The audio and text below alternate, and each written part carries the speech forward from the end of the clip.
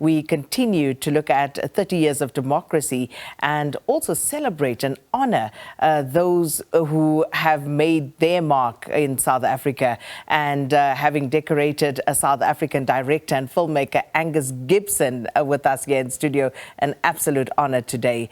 Now, it all began for him, creating his first television drama, and he has since produced, directed, co-written numerous highly acclaimed and international award-winning documentary series and TV dramas for British and South African television audiences. And these include the likes of Heartlines, you remember that series, Yizo Yizo, and most recently, the multi-award winning series Shaka Ilembe. And he has also had a rich documentary feature film experience. And Angus's diverse media projects include audio-visual contributions to the Apartheid Museum, a most visited museum here in the country, and the Hector Pieterson Museum.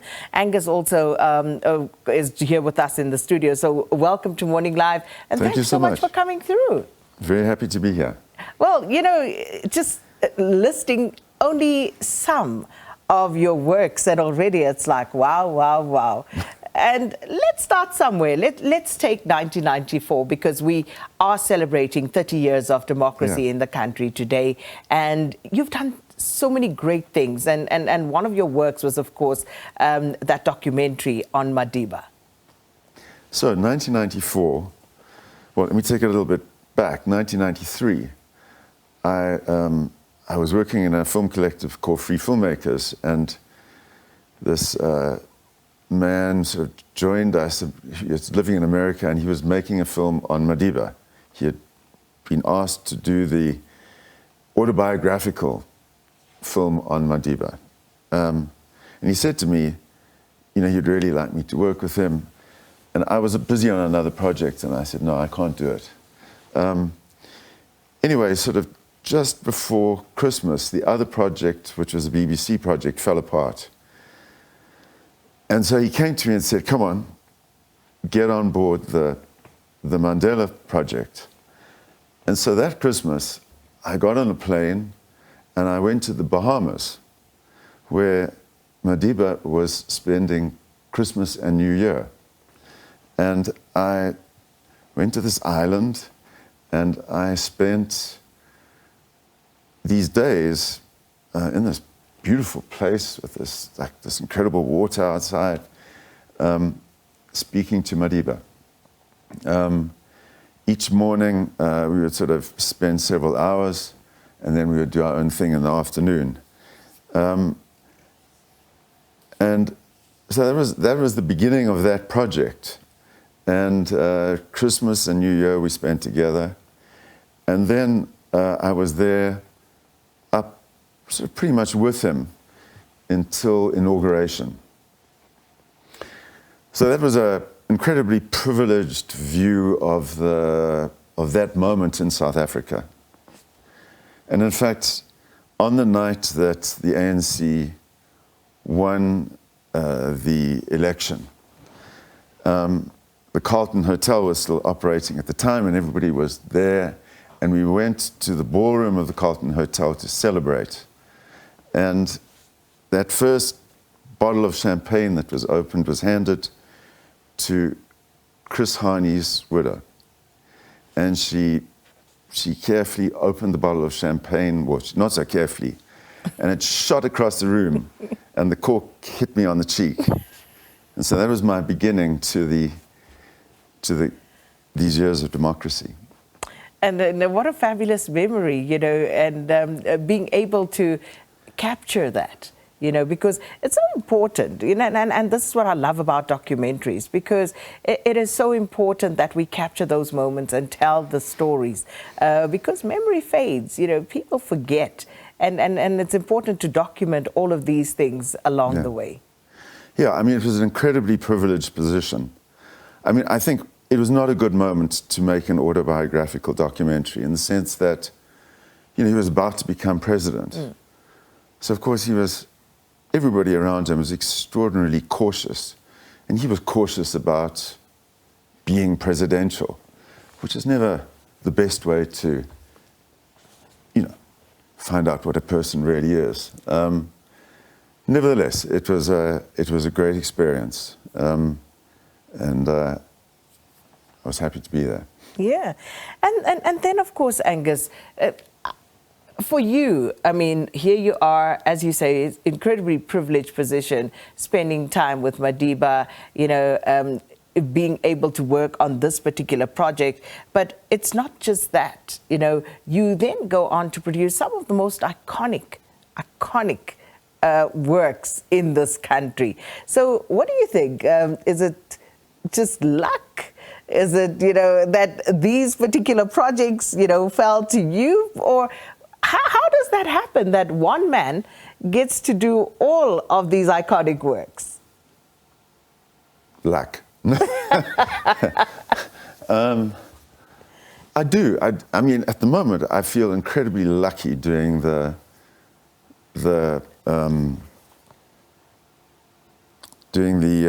Ilembe project.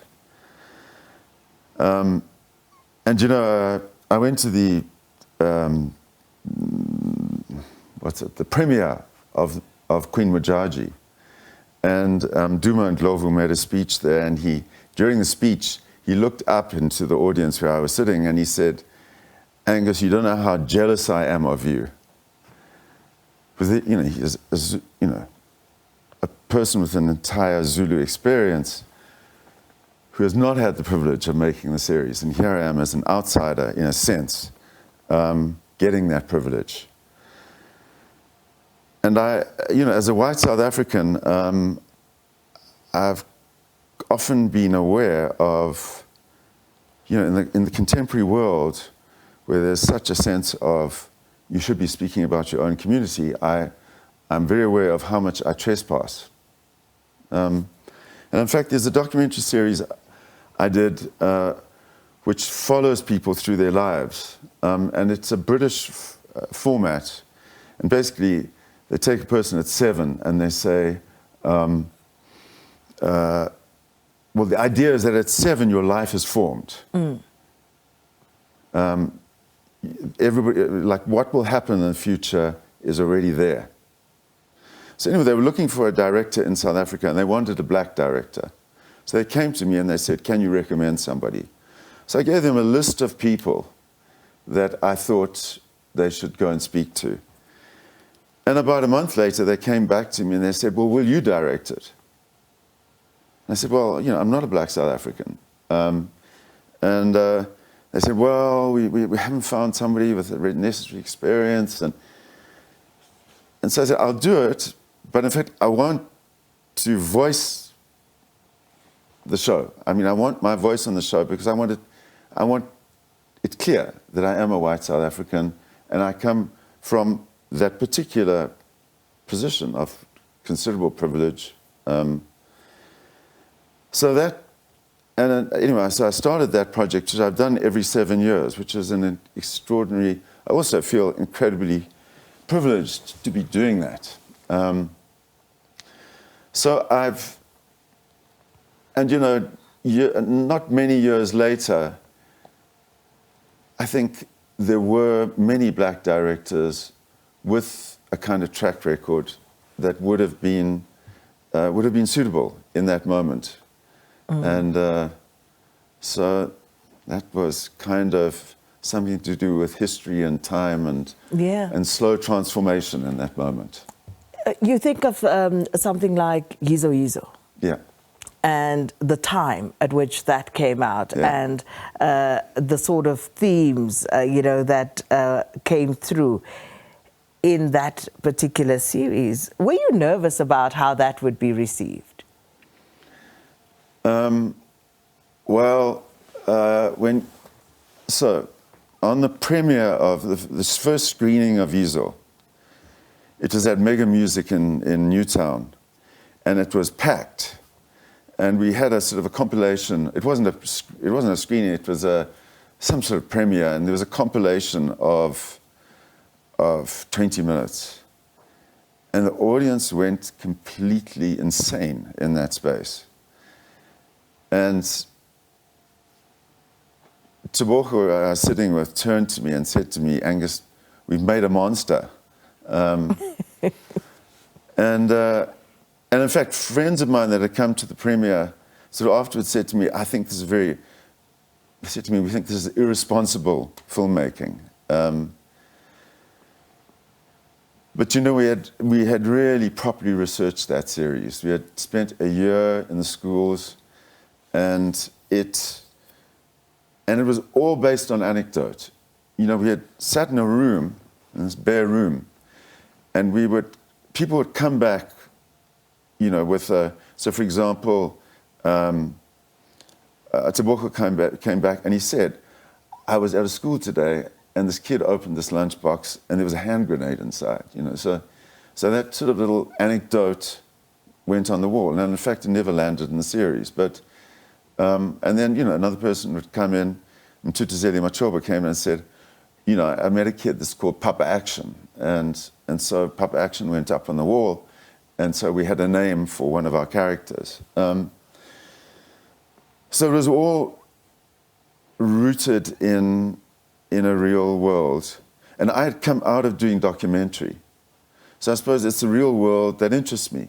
I suppose almost always the projects that I do are rooted in some kind of experience. It might not be my personal experience. But so, for example, Isibaya, in the 80s, I was doing a series I was doing interviews with people in Soweto, and I was trying to interview hostel dwellers, and they were scared to do the interviews. And so I said, I'll go home with you and do the interviews at home. And so we landed up in Makabeleni and Msinga, the Tugela Valley. And I did interviews there. And I formed friendships in that space. And one particularly with Sipho Kunu, you know, the person that was part of Juluga. And that friendship persisted. And his was a polygamous household. He had 5 wives and many children. And almost every year, I've returned to his household. And, you know, as my kids grew up, we went as a group. And we still visit him every year. And so that's what Isibaya comes out of. And you feel, and I suppose this is why all of these have been such successes, because, you know, it's real. You can feel the grit and just the authenticity in all of it. And I watched Yizo Yizo again recently, and I was amazed years later how gripped I still was by it. But of course, I'm going to give Angus an opportunity to think about his favorite over the years. Award-winning and world-renowned filmmaker and director Angus Gibson, our guest, reflecting on 30 years of democracy.